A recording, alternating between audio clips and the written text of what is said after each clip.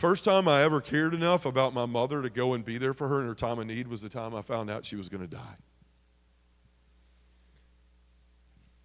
And pardon me, I've told this story about 1,000 times, and it hurts every single time I tell it. So I'm sitting there, and like my dad all of a sudden hears this news, and he just starts crying, which I'd never seen in my life, because men are tough, and rub some dirt on it, and if you're not bleeding, you're not hurt, and put your head down and work hard and never complain and never have feelings and never have emotions. So it wrecked me to see him cry, and then he quickly remembered he's a man, and men don't cry. So he did the whole, man, it must be dusty in here thing, and got up, and the doctor said, I'm sorry, there's nothing more we can do. My mother said, it's okay.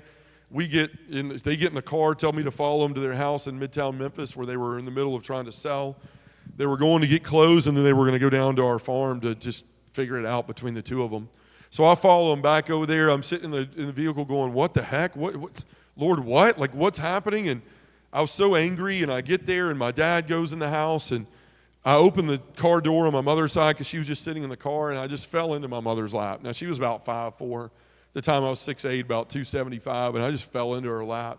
And I just started crying, and I said, Mom, this isn't fair. This isn't right. Like, what is going on? Like, this can't be right. We need a second opinion, and this just isn't fair. And my mother was sitting there rubbing my hair. That's why I have no more. She rubbed it all off.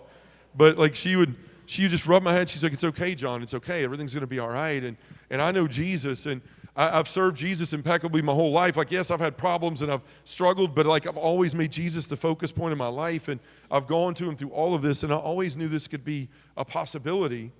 And I was so angry. I remember sitting up and I was like, I don't want to hear that. I don't want to hear that. I don't want to hear about God right now. Where's God in this? Right? Where's the fairness in this? Because nobody knew the secret life I was living.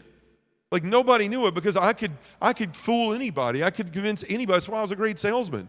I could put on whatever mask you wanted. I was this guy at the gym, and this guy at the bar, and this guy with this group of friends, and this guy at work, and this guy at church when I went.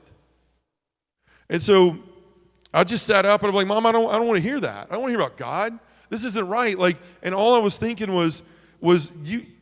How can you be okay with this? Like, Jacob's never going to know you. Like, he's barely even 8 months old. He's never going to remember you. He's never going to know how great you are. And what if we have other kids? And I need you. You don't know what's going on in my life. And I.